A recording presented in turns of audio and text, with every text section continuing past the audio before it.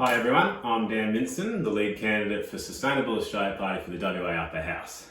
I work as a civil engineer and I'm also a councillor at the town of Victoria Park. Today I want to take you through the new rules for voting in the Upper House and also take you through a mock ballot paper and how to cast a valid vote. So in WA Parliament there's the Legislative Assembly, also called the Lower House, and then there's the Legislative Council called the Upper House.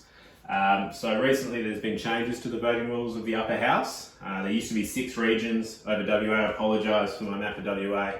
It was freehand. I think I got it all right. But yeah, so 6 regions. There was the mining pastoral region, the agricultural region, southwest, and then the 3 metropolitan regions around Perth. These are all abolished. So there's no more regions. There's one big whole of state electorate. This was done under the principle of one vote, one value. So now everyone from Kununurra to Esperance is all voting for the same registered parties, the same candidates, no matter where you are in WA.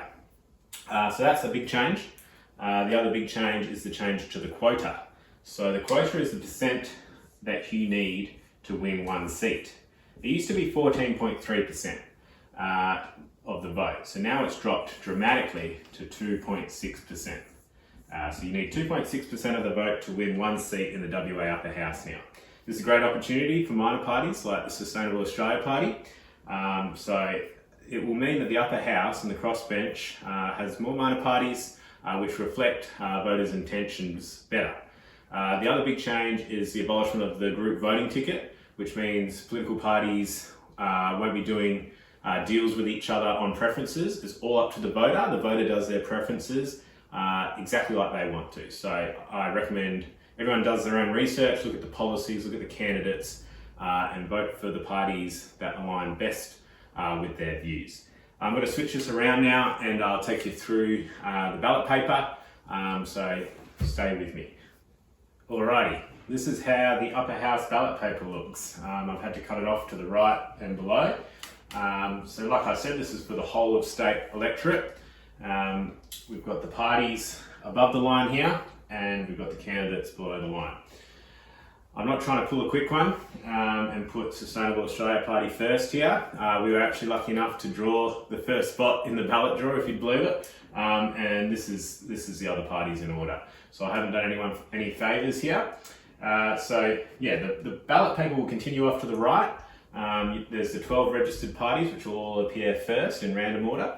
And then you have the group independents, and then you'll have the independents after that.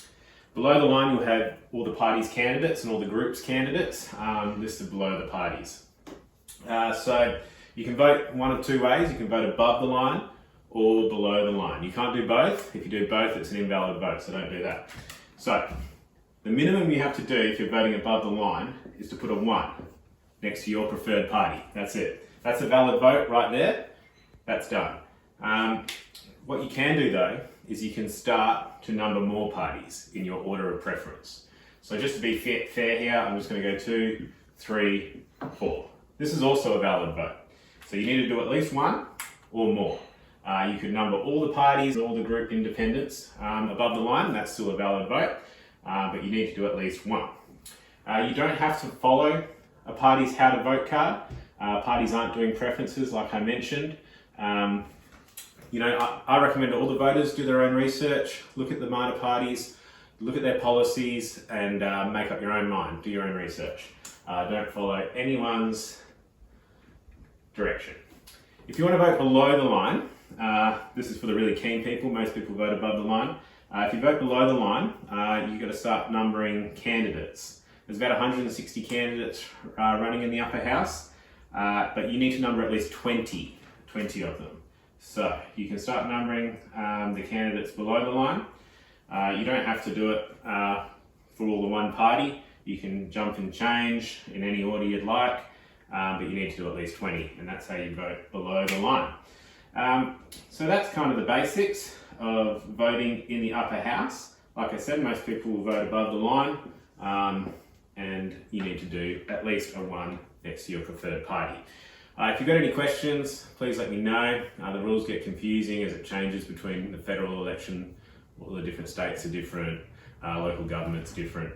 So if you've got questions, just leave them in the comments and I'll try to answer all of them. Alright, thanks for listening and we'll talk soon. Cheers.